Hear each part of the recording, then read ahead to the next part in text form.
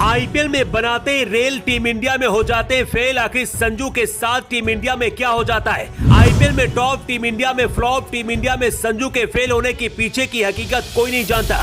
संजू जैसे ही team India में आता है, संजू की बल्लेबाजी को क्या हो जाता है? संजू के फेल होने के पीछे है ये बड़ी वजह। जी हाँ, ये सवाल हर किसी के जहन में होता है कि संजू जिस वक्त आईपीएल में खेलते हैं उस वक्त वो सबसे खतरनाक खिलाड़ी बन जाते हैं, सबसे बेहतर बल्लेबाजी करते हुए नजर आते हैं। लेकिन जैसे ही संजू टीम इंडिया में आते हैं, जैसे ही संजू को टीम इंडिया में जगह मिलती है, संजू एकदम फ्लॉप खिलाड़ी नजर आने लगते हैं। उनकी बल्लेबाजी एकदम से फ्लॉप हो जाती है, संजू स्टार्स एकदम बेकार हो जाते हैं। अब सवाल खड़ा होता है कि आखिर कैसे? अब संजू अच्छे खिलाड़ी हैं, तो फिर टीम इंडिया में जाकर वो फेल कैसे हो जाते हैं? उनका बल्ला टीम इंडिया में जाने के बाद क्यों लगातार नहीं चलता है?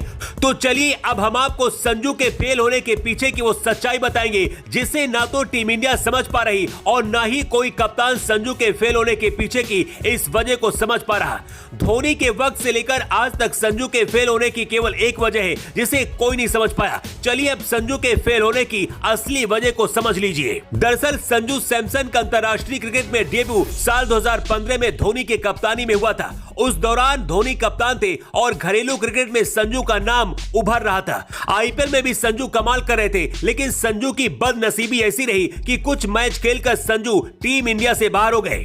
उसके बाद संजू लंबे वक्त तक टीम इंडिया से बाहर रहे। उसके बाद जब संजू को मौका दिया गया तो फिर भी संजू को कुछ मैचों में मौका देकर निकाल दिया जाता था। कुल मिलाकर एक बात साफ है कि संजू को लगातार मौके नहीं मिले। लेकिन संजू के फेल होने की असली वजह ये नहीं थी, संजू के फेल होने की असली वजह थी कप्तान। दरअसल संजू के फेल होने की असली वजह यह है कि जब से वो टीम इंडिया में आए हैं तब से उन्हें कभी ओपनर बना दिया जाता है और कभी भी किसी भी नंबर पर उतार दिया जाता है। तो कभी संजू को नीचे फिनिशर की भूमिका दी जाती है और कभी उनको नंबर 4 पर उतार दिया जाता है। जबकि अगर संजू के आईपीएल करियर को देखा जाए तो वहां उनकी जगह हमेशा फिक्स होती है। आईपीएल में संजू नंबर 4 पर ही खेलते हुए नजर आते हैं। ऐसे में टीम इंडिया में संजू का नंबर अभी तक फिक्स नहीं हुआ है। हर कप्तान और हर कोच अपने अपने हिसाब से संजू का इस्तेमाल करने की कोशिश करते हैं, जिसके चलते संजू टीम इंडिया में फेल हो जाते हैं। जबकि अगर आईपीएल की बात करें तो वहां पर संजू का नंबर पक्का रहता है, जिसके चलते संजू आईपीएल में बेहतर प्रदर्शन करते हैं। लेकिन संजू के फेल होने के बाद लोग सवाल खड़े करने लगते हैं, संजू को बेकार खिलाड़ी बताने लगते हैं, संजू को आईपीएल का खिलाड़ी बताकर उन्हें ट्रोल किया जाता है। लेकिन कोई ये नहीं समझता है कि अगर किसी खिलाड़ी का नंबर ही पक्का नहीं होगा तो वो खिलाड़ी कैसे खेलेगा।